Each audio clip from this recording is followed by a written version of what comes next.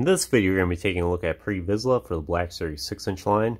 This is actually the third attempt I'm recording this video. For some reason, Vizsla's color scheme does not want to reflect well with the lights inside the light box there.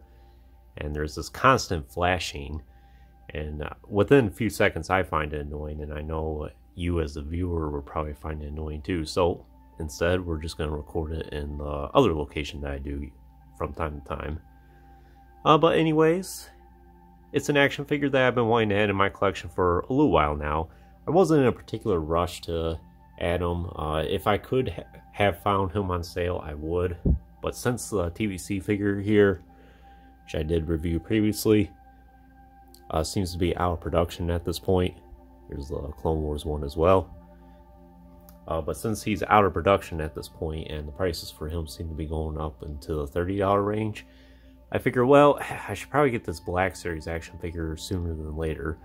He's still on pulse, ready to ship for $24.99 at the time of this video. But who knows how long that'll last for. And I'm glad to add him in the collection. He's not a direct scaled up version of the TVC figure here. There are some significant differences, as you can see. Both are reutilizing a lot of parts, but in the case for the Black Series figure here, he's reutilizing parts from the Jango Fett, which is a nice reuse. When I first saw the initial images of it, I was kind of skeptical of it. It's like, maybe this won't be as good as I hoped it would be. Vizsla was probably one of the most anticipated action figures in the TVC line and the Black Series line for the longest time. And I think a lot of people were initially disappointed when they saw the promo pictures for it. But one thing we've learned in recent months is that oftentimes the promo photos that Hasbro shows never really do the action figure enough justice. You have to either see it in person or get it in hand before you can cast an appropriate judgment for it. But as I said, it's not a direct scale comparison. The differences are mainly the heads underneath are totally different, and as you can see, the scheme that is on the armor is a little bit different as well. But we'll get into that here in a little bit. Take a look at this package here real quick. Nice image of Vizsla there. Oh, it looks like you have a image of Darth Maul up there, which is nice. So Vizsla might very well be, he's either my favorite character or he's easily in my top 5 favorite characters from the Clone Wars series. Description of him there. I was going back recently and watching some of the scenes that he's in the Clone Wars and thinking, wow, this is such a cool character. I've always liked Vizsla, but you know, you have to get those reminders every now and then. He's figure number 17 from the Clone Wars. I think we've gotten a healthy amount of Clone Wars action figures in the Black Series line, so it's very nice.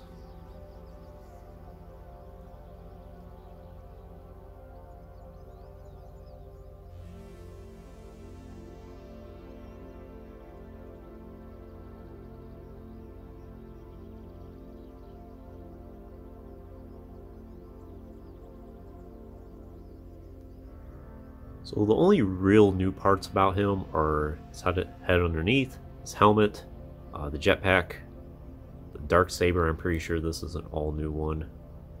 Maybe the blaster pistols. I would have to go back and check some of the other Mandalorians. And I think that's pretty much it. And then of course the redo of the paint job. So for the helmet there, he has the antennas and the Death Watch logo there. Looks very nice. It is kind of tricky to get his helmet off. It is a very tight fit. And that goes the same for the 3 3/4 inch figure as well. Kind of have to work with it a little bit. So as you can see, he has a little bit of that buzz cut going on. While on the TVC figure, he has the totally clean shaven head. Not sure why Hasbro decided to do it different, but it is a way to differentiate between the two action figures. Maybe it's been a week since Vizsla's had his head shaved again. We do know that oftentimes after you get a head shaved, within hours even, you already start seeing a little bit of a speckle around. So maybe it's been a little bit since he's had that taken care of. The scar is much more defining on this action figure as well over the TVC one. Looks like a much deeper cut. He has that 5 o'clock shadow as well. It's a nice head sculpt. I'm very happy with it. Show differences between two figures here.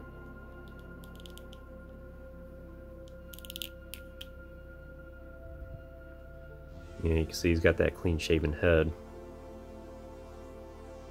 He has a little bit of the 5 o'clock shadow, but it's definitely much less defining compared to this one. And same with the scar there.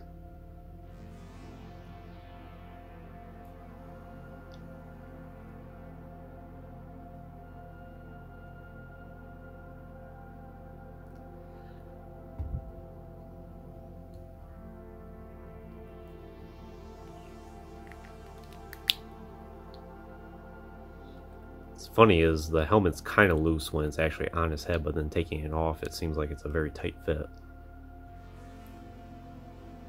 So he does have this symbol on his chest. I forget if that's like his clan symbol or exactly what it is, or if it has something to do with Death Watch. What is in the blue color there.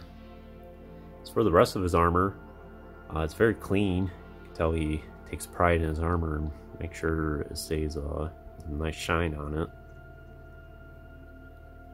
Here's his jetpack.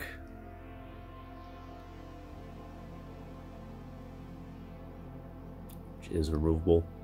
I did try to see with these thrusters here. I took the thruster effects from the deluxe Boba Fett and tried to see if I could fit those in here, and I wasn't very successful at it. So I'm not sure if they will fit, or if there's any thruster effects out there that will actually work for this jetpack. It could definitely accommodate some. Perhaps someone will make some custom ones at some point, if they have not done so already.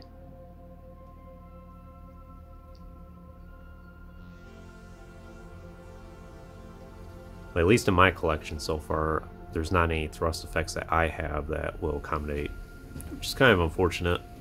Vizsla will look very nice.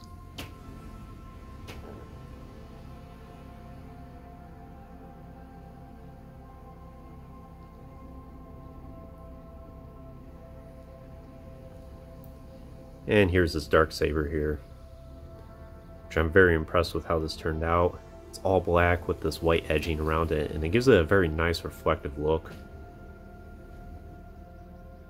It stays securely in his hand, and thankfully it's not bent. Sometimes you get accessories like this and it's warped or bent in some way, and it's not.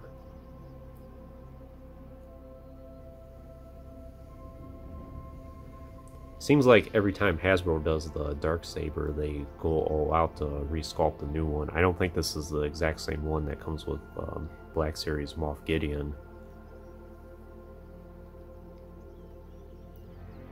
He does have the Mandalorian blaster pistols here, which at first I would have thought it wouldn't accommodate in his hands very well, since the hands are reused from Jango Fett. But they seem to work out alright. Can at least fit his finger around the trigger there.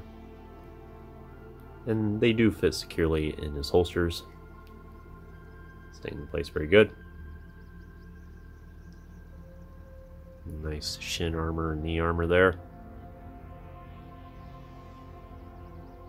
He is super articulated, but he does have the double hinge at the knees there with the pins. It's not too big of a deal for this action figure. They don't really stick out. They blend in nicely. It's just a sign that he is reutilizing an older sculpt.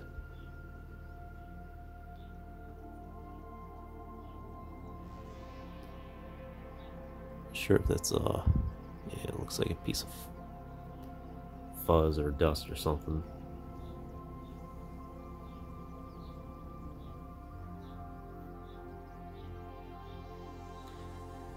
But yeah, that's pretty much all I can tell you about Vizsla here. Now I'm pretty sure between these 3 action figures, these are all the variants of him that you can get from Hasbro Star Wars. As you can see, there are some significant differences between basically his Phase 2 armor and his Phase 1. He has that symbol on his shoulder there. Armor's a little bit different, different color scheme, different helmet, different jetpack, of course the cape here. Would be nice to see Hasbro do a earlier version of his armor for both scales. I'm not sure if that will be happening, at least anytime soon. Would be nice to see Hot Toys tackle Vizsla as well. I would definitely get one if they make one. So would I recommend the Black Series Vizsla for your collection? I totally would. If you're a fan of the character like I am, he's a must-have, and for both scales even. And both action figures have something unique to bring to the table. Very nice. Happy to own them both.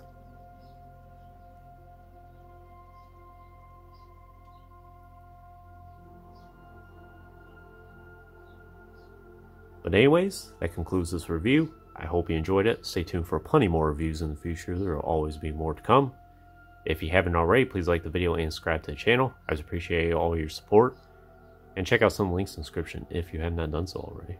As always, thanks for watching.